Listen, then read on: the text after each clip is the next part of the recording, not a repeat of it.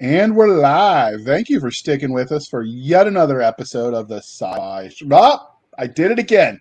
I'm going to owe Doc some money for messing that up. You would think after, 2 years at this point, I would get the right one. But hey, all you crazy sci-fi and fantasy fans, it's time for your daily dose of shenanigans over here at the Blasters and Blades podcast. Just three nerdy veterans geeking out over our science fiction passions and fantastical fantasies. A place where magic is king, the sky is the limit, and space is the place. We are the podcast that puts the fun in dysfunction. So without further ado, we're going to introduce you to our guest, and then we're going to get to what we're here for. So first, Jeffrey H. Haskell is what you publish as. So can you introduce yourself to our audience? Hey, JR. Yeah, Jeffrey H. Haskell. Pretty easy. It's actually my real name, so I just don't normally go by Jeffrey. You can call me Jeff in person, but Jeffrey H. looked better on a book than Jeff did. Looked more official. I write superheroes and military sci-fi, and lately have been killing it with my latest military sci-fi series. My first military sci-fi series, really. And it's also the whole reason I'm here. All right. So for those of you who don't know, I'm going to tell you a little bit about the Dragon Award. So it's a fan-voted, and I stole it shamelessly from their Wikipedia. So it's a fan-voted award that recognizes outstanding achievement in science fiction and fantasy literature, comics, gaming, and filmed entertainment. They are given out annually at DragonCon in Atlanta, Georgia, and have been going strong since 2016. The award process consists of two steps. And the DragonCon, by the way, has been going longer. The award has been going since 2016. The process consists of two steps: a nomination step where each voter nominates one choice work for each category, which we've already finished, and then a voting step where the finalists, which Jeffrey is one of, are selected from the nominated works, and now you vote on the finalists to see who the winner is. So participation, unlike other awards, is available to everyone, requiring no membership or other fees to vote. Always a good thing when you're on a budget, people. There are currently 15 categories for the award: Best Science Fiction Novel, Best Fantasy, including Paranormal Novel, Best Young Adult / Middle Grade Novel, Best Military Science Fiction or Fantasy Novel, Best Alternate History Novel, Best Media Tie-In Novel, Best Horror Novel, Best Comic Book, Best Graphic Novel. I think they're the same thing. Best Sci-Fi and Fantasy TV Series, Best Sci-Fi and Fantasy Movie, Best Sci-Fi and Fantasy PC / Console Game, Best Sci-Fi and Fantasy Mobile Game, another category for Best Sci-Fi or Fantasy Board Game. And finally, last but not least, we have Best Science Fiction or Fantasy Miniatures, Collectible Card, or Role-Playing Games. I expect all of the hate mail for my comment that graphic novels and comic books were the same to go to Cisca at blastersandbladespodcast.com. She wants to hear all about it, I promise you. They're not the same. Yeah. I think they are, but what do I know? Just all right. Right. So obviously, everybody, we've recently been nominated for the 2022 nominations. So we're going to try to get as many of those guests as we can, sometimes in ones and twos, sometimes in panels. But Jeffrey was free tonight, so here we are as we record this. So Jeffrey, can you tell people what you were nominated for? What category? Well, I've been writing since 2015, and I've been published since 2016. And I have my entire life. I was in the Army, and I've always loved science fiction. And my whole life, I've wanted to write military science fiction. But when I started writing, I wasn't really that good, and I didn't want to write military sci-fi and suck at it. So I practiced with other genres like superheroes, and dabbled a little bit of urban fantasy, and wrote a lot of short stories, and just really tried to hone my craft. And so when 2020 happened, I had just gotten a contract with Athon Books to write a trilogy, a military sci-fi trilogy called Grimm's Award, and that's what we're here for tonight. The first book is called Against All Odds, and it's the one that's up for the awards. It's kind of an ironic title considering who I'm up against. People like David Weber and Timothy Zahn. The odds are a little bit long for me to win, but I'm not going to give up hope. It's just an honor to be nominated with somebody like Timothy Zahn and David Weber in the same category. I got to say, that's a pretty big deal. And Against All Odds is my homage to military sci-fi. It's the kind of military sci-fi I always want to read and have a hard time finding. Okay, and so if it wasn't clear, dear listener, when he's talking about the book, it is specifically in the best Ooh, let me get this right. See, I've done this before, people. I promise you. Best military, science fiction, or fantasy novel is the category he's in. So yes, he is right. He is up against some stiff competition with David Weber, and I mean, doesn't he just win every year? One of these days, someone else will win, but maybe this will I be the year. I got a lot of people I know who've all lost to David Weber. So if I lose to David Weber, I'm going to make a shirt that says I lost Dragon to David Weber, and all I got was this lousy shirt.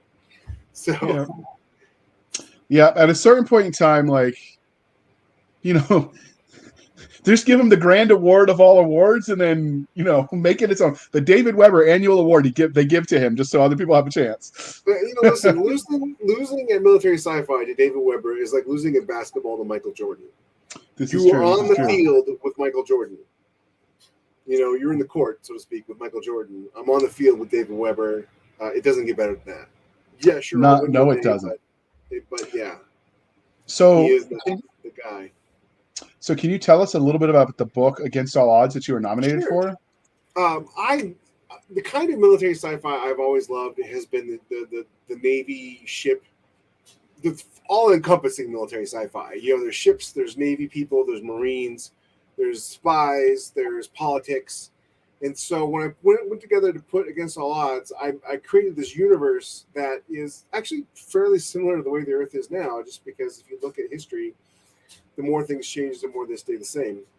And so I put together this big galaxy of these 5 or 6 different factions, and then I built my story around this one character in one of these factions.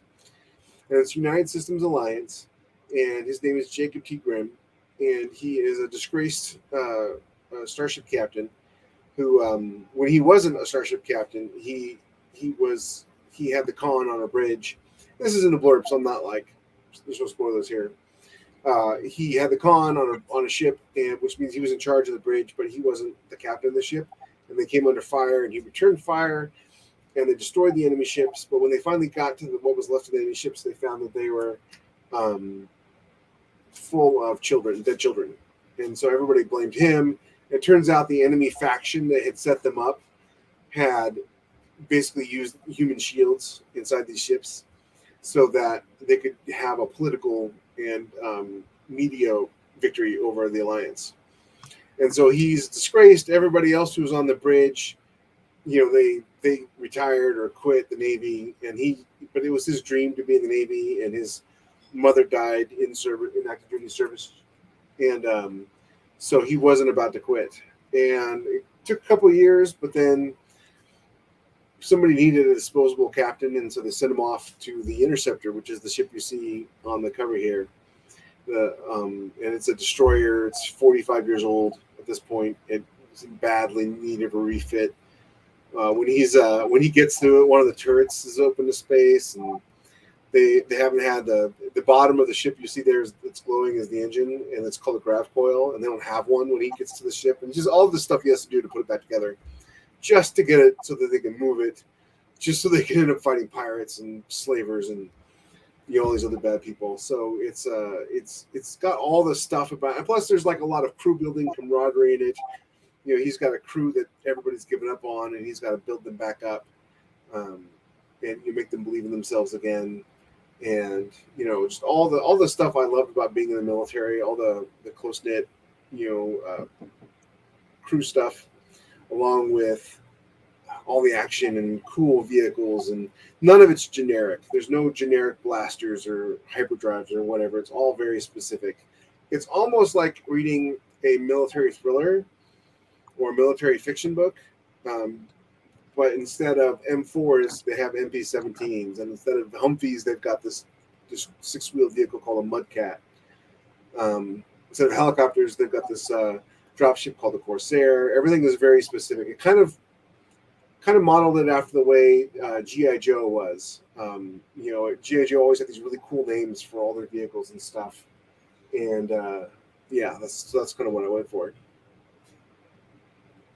Okay, so it sounds like I think it was the movie was 12 O'Clock High. They had that bomber, the leper colony.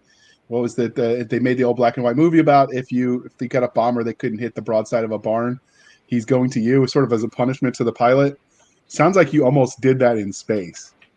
Kind of. If you ever watched Run Silent, Run Deep, which is another Okay. old black and white movie, or the original Star Trek, um, I've read a lot of science fiction and watched a lot of movies in my life, and so it's all just an amalgamation of all that. One of my favorite science fiction novels of all time is Starship Troopers, and one of the things I loved about it was not the movie, by the way, the book. Not one of the things I loved about it was, the Roughnecks had this really tight knit, squad.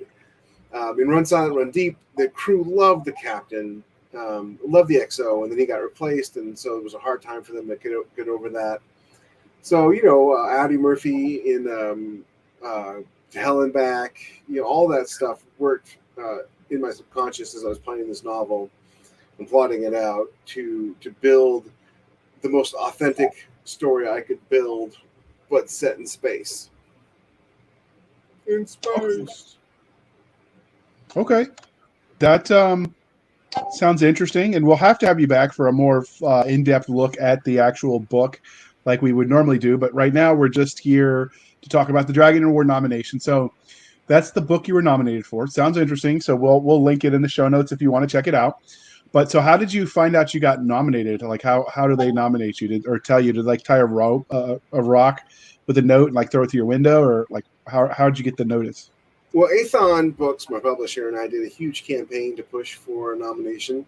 I honestly never thought I would get nominated, to be honest, because I'm up against Craig Martell for nominations. I was up against a whole bunch of other people. And Craig had a 6-book series out that was the first book was nominated for. People like Daniel Aronson, who's got a book that they were trying to get. He was trying to get nominated. All these, big authors trying to get their books nominated. Thankfully, Nick Cole and Jason Onspach weren't nominated. Trying to nominate a book this year, because then I don't think I would have made it. But because those guys have just legions of wild fans. But so we did the whole thing. The nominations closed August 1st, and I looked at my email to find out that they send out their ballots every year on August 11th, because I've always voted in the Dragons, and so on August 10th, I got an email from a guy asking me what my email address was, and he used my contact you on my website, and I was like, oh, okay, well, here's my email address, and that was all I heard. And then on the 11th, the ballots came out, and that's when I knew. So nobody contacted me ahead of time. Okay, so what was your reaction to hearing that you'd actually successfully been nominated? I ran through the house screaming like a chicken. Your poor wife. Was she just looking at you like you were insane? Right behind me. She was right behind me screaming too. No, I ran to her, jumped up and down, told her I got nominated, showed her the list of people who were nominated with me. And, she read Timothy Zahn's Star Wars books back in the day. I obviously am a huge fan of David Weber. He's a big influence on me, not only as a writer, but as a person. I love what he has to say about writing. It's pretty great. And so that was, and of course I told my publisher immediately. They were trying to get nominated for a book called Cold as Hell that Steve Bollier and Red C. Bruno wrote, or I guess Jamie Castle is his pen name. Whoops. Well, he's pretty out there with it. I don't think he cares. It's not a secret. Yeah, no. Jimmy Castle and Red C. Bruno wrote a book called Cold as Hell, and they too were trying to get nominated in the horror stuff, but they didn't make it. So I let them know that I got nominated, and they were pretty excited because I guess not a lot of indies got nominated this year, and so they were glad, or small publishers, they were glad to see me get on that list. They were very they've been very helpful in all kinds of things. They made a website for me to show people on how to vote for me, that kind of thing, and they're very behind me on my promotion for getting people to vote for me so that I have a chance at winning. Were you able to tell your extended family as well? Yeah, it took me. I told them. They didn't really get it until I said that I was on a ballot with Timothy Zahn, and then they got it. They all Star Wars books too.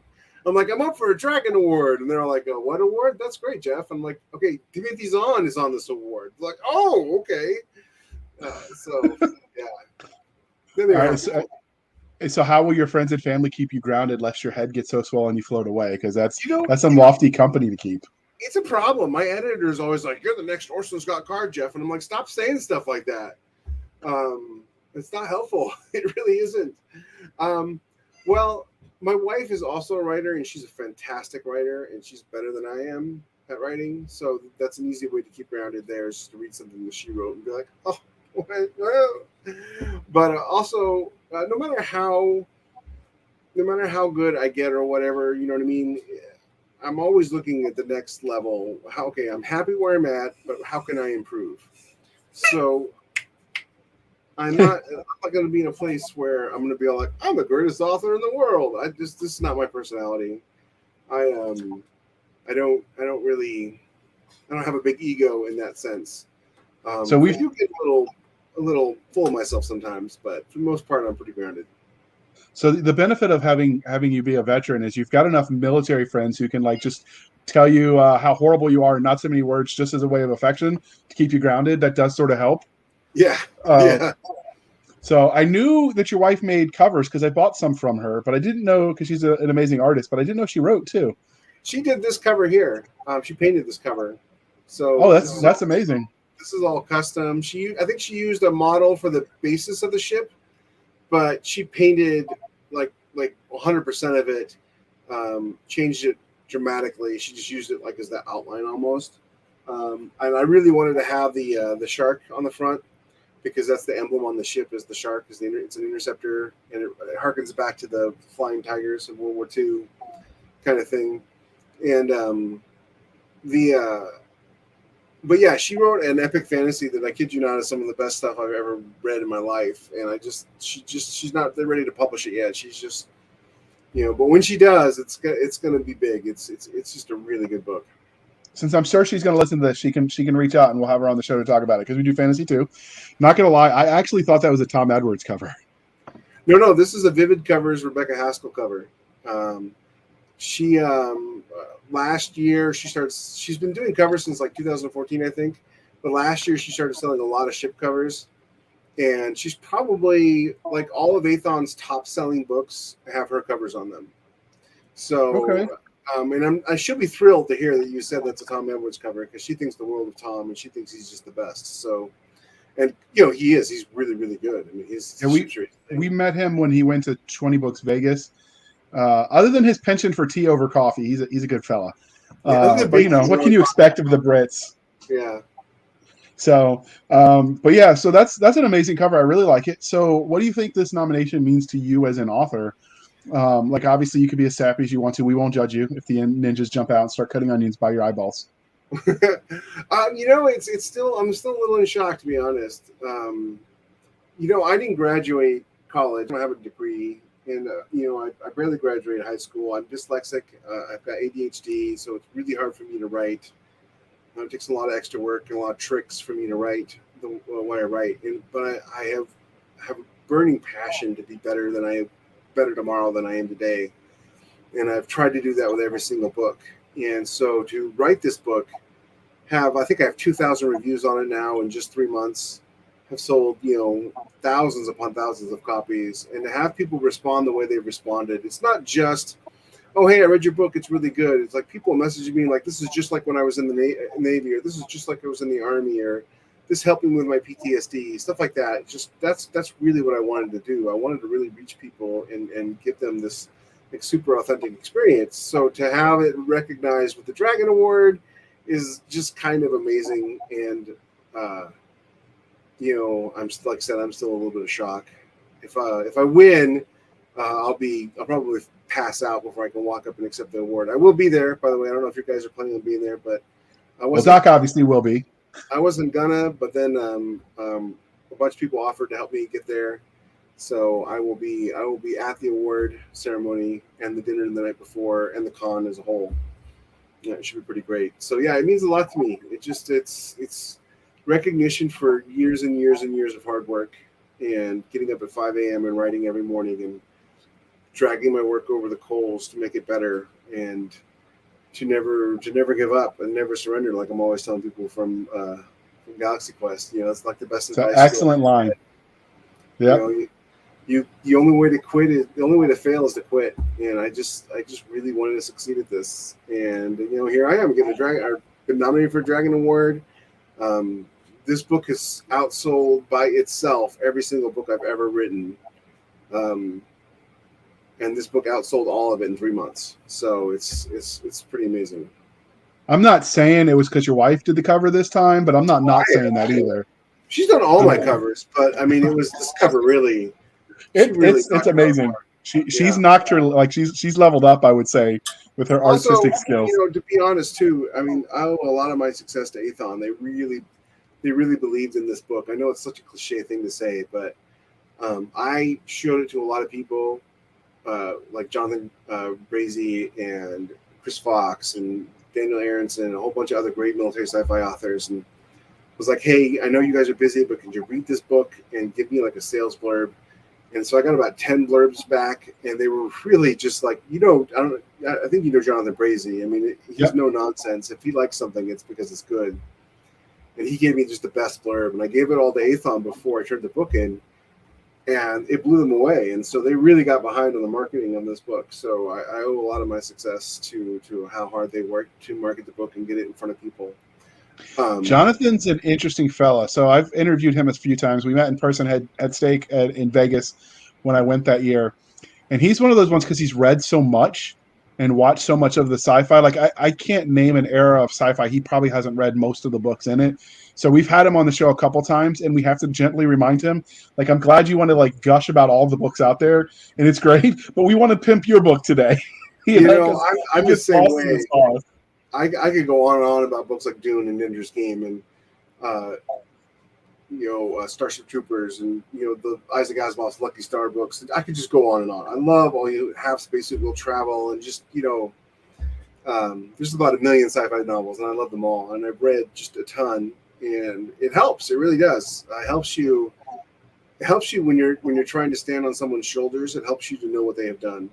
And if you haven't read what's come before you, it's really hard to add to it. You end up rebuilding it and reinventing it, and that doesn't help you at all.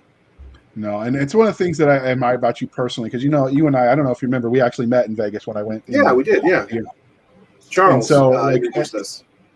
yeah, and so as someone who, with my head injury, I have to work twice as hard to get half as much words done as someone else. To see what you're able to speed out um, with your dyslexia, which I know is no easy feat. Oh, yeah, That's impressive.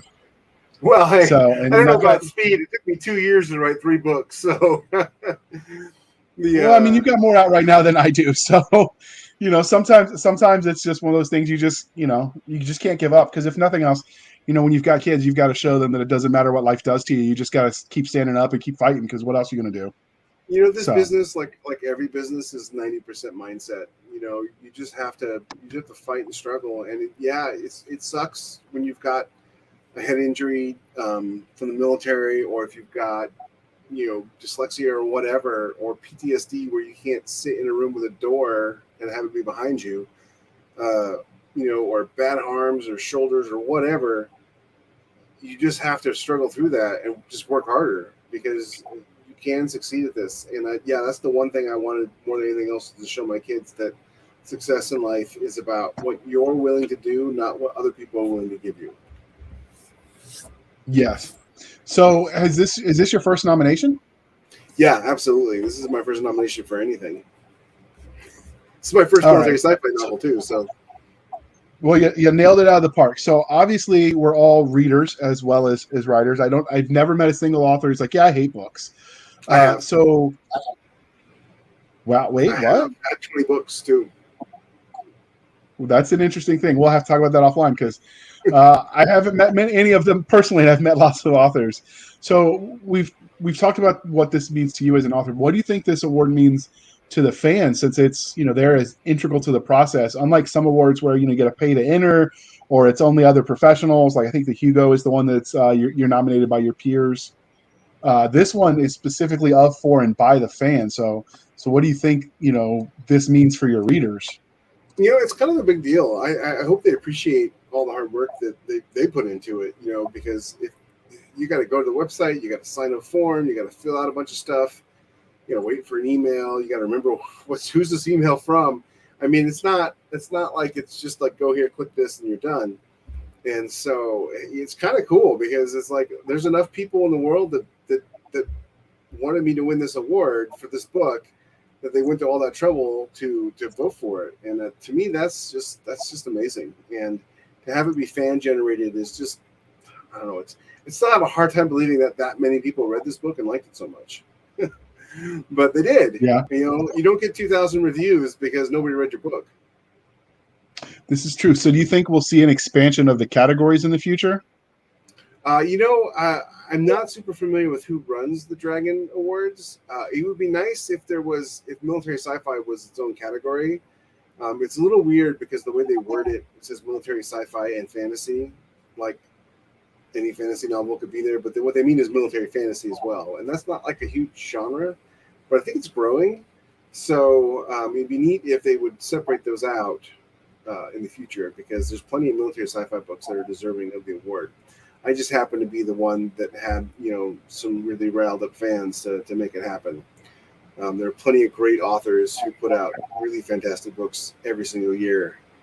And so really it's just like anybody could have been nominated for this award. Not anybody, but, there are dozens of authors who are good enough to have been nominated. I just happened to be the one who had the fans who were like, we're going to make this happen. So right now, I think if it was up to me and I had the ear of whoever made these decisions, and I don't, but like I'd probably put graphic novel and comics together, and then I would add something for short fiction or anthology, like a short story or an anthology of short stories. And I would like to see something for the cover art because I mean, cover art's been stepping it up lately. Like if you've seen some of this art that comes out there, like it's amazing. If I was doing it, that's the two things I would add. Is I'd add something for cover art and something for short fiction. But I'm a little biased. I love short fiction. Like that was my entry into reading. I did a lot of in the waiting room while my sisters were doing the Girl Scouts and whatnot. So you'd read a lot of those Reader's Digest. So it's just a bunch of short stories, the Reader's Digest for kids. And so that's sort of where I got passionate about reading. So I'd love to see that get some sort of recognition at the Dragons. But it would be neat. It'd be neat to have a cover category because some of the cover artists who work in the indie area are better than anybody working at all. I mean, not that she's my wife, so of course I'm going to say this, but not just Rebecca and Vivid Covers, but Tom Edwards. If it wasn't for the fact that Trad Pub sells to bookstores and not readers, they would be using him for their covers. So it's just kind of it would be cool if there was a cover design award for each of the categories. I'm a little biased. Obviously, I've hired your wife to do some work. I like her work for Vivid Covers, I believe is the actual website. I'll link it in the show notes, dear listener, if you want to check it out. Her gallery is awesome. I like Tom Edwards, although he's pricey. If you want custom, if you want the stock art stuff, they do kind of start to look the same, but the art is amazing. Jamie Glover for Herculean Designs, I think used to be the name. He's changed it a few times on me, but Jamie Glover's really good. And there's just some amazing Jeff art out there. And Jay Caleb are fantastic. Chris Calais too. I'm probably Calais. I'm butchering his name. We've had him on the show. He's a really friendly guy, but his photo manipulation stuff is it's top notch. So and Gene Mullen, there's a lot of he does the like photographs. Like he actually comes to the studio, has costumes designers, and does photographs. I've seen that. Yeah, he's pretty good. MD Cooper did that with his Aeon 14 universe. They hired a model and they like built out the cosplay, and then they took a bunch of posed pictures against a green screen so they could use them. Like there's a lot of talent out there that sometimes the hard part is there's not enough, so you end up like wanting to book a cover. Well, in 3 years we'll have a slot kind of thing, Yeah. But so obviously you would vote for your own books, or you did, because there's nothing stopping you. But if you had to vote for any of the other books that were in your category, David Weber. Yeah, David Weber. His book, the book he wrote with Timothy Zahn, is really, really cool. It's like I don't like prequels. I am not a fan of prequels. I'm not a fan of side quills. Mostly because stories are built around characters, and once you take a character out of that story that wasn't the main character, you end up with a character that is a foil for another character without the foil being there. So, for instance, the Catwoman movie, right? Catwoman is nothing without Batman. why did you have a Catwoman movie? So, but he did a prequel set a few hundred years before Honor Harrington, where they were first figuring out the Warshawski sales and stuff, and called Insurrection, I think is what it's called. And oh my gosh, it's so good. I read it. I couldn't believe how good it was. David Weber, top of his game. Him and Timothy Zahn just knocked it out of the park. So good. So yeah, I totally vote for him. I'm honestly expecting him to win. I really like J.N. Chaney and Terry Maggart's Backyard Starship. It's pretty good. It's on my list to read just because it spawns so many knockoffs. There's a lot in that theme. Mark Wayne McGinnis did the something similar. There's lots of the idea of finding the starship hidden among the whatever. It's a fun theme. I mean, there's a reason people keep coming back to it. And then I couldn't go anywhere without Jack Campbell's Resolute, because his Lost Fleet series, Jack Campbell, John Henry, I think is the other name he publishes as. Those are amazing, and I tend to like supporting other veterans as well. And both Jeff and John Henry, Jack Campbell were veterans as well. So I liked the first book in the Lost Fleet. It wasn't quite to my taste. It was a little more space opera than the military sci-fi, which is not a bad thing. I mean, there's a gradient, right? I mean, you don't have like this is military sci-fi, and if it isn't exactly this, it's something else. So there's a gradient in military sci-fi. You can lean toward hard science fiction, which is what I do, and you can lean toward space opera, and that's what Jack Campbell does. But his Lost Fleet books are very, very well written and very enjoyable books.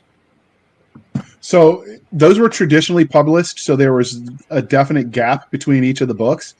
And you can definitely tell that when the narrator starts at the beginning, how he gets better. And it's the same with Jack. His books, like, they start getting better as it goes along. And it's almost, you can watch his career evolve in real time if you listen to it back to back. Because, obviously when I found him, the series was done. The first series was anyway. And so to see years of work sort of crunched down into several hours was entertaining. Yeah, hopefully you get better, right? Yeah, that's the goal. But to bring this back to you and your book, Against All Odds. So let's, rub the crystal ball and we find out you actually won this award. You win the best military science fiction or fantasy for 2022. What are you going to do to celebrate? I'm going to Disney World. No, I really have to go to Disney World. My family's taking a vacation in January to Disney World, but having nothing to do with winning the award. I'll probably drop dead on the stage. I've heard that you give a tiny little speech, like a couple of sentences. I love giving speeches, so it might be more than a couple of little sentences. But the award comes out on Sunday night. I'll fly home on Monday.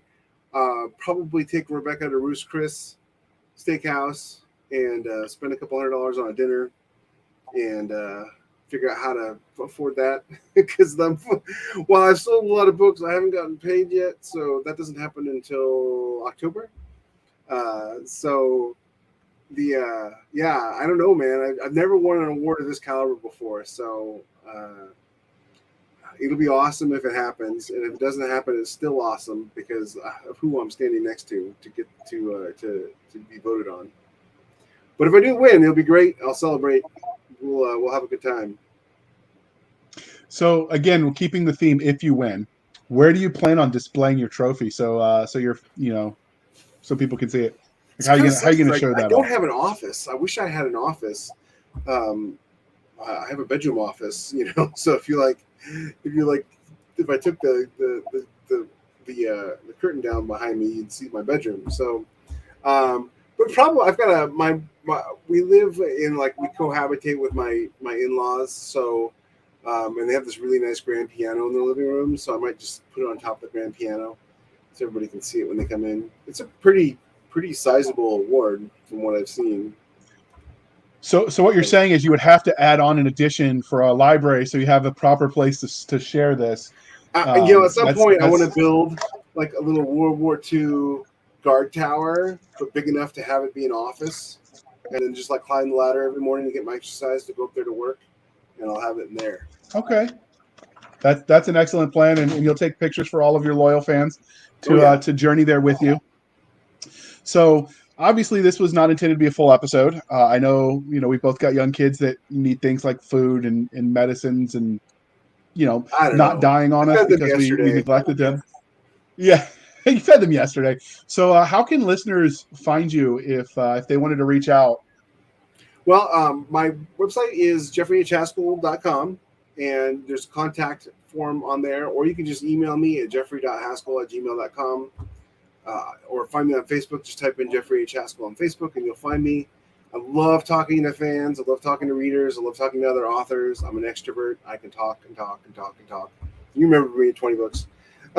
and Yep. So yeah, just reach out to me any of those ways, and feel free to message. You've got Facebook Messenger me.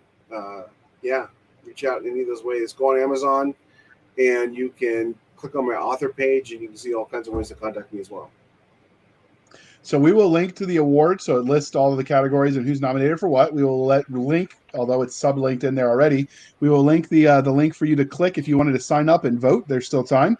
And the wiki that I used for the definition of the Dragon Awards, since I believe as an academic we learned to cite our sources, so I shall. We'll link to all of Jeff's social medias. And speaking of social medias, you can follow us on Twitter at twitter.com/SF_fantasy_show, Sierra Foxtrot _fantasy_show. You can email us at blastersandbladespodcast@gmail.com.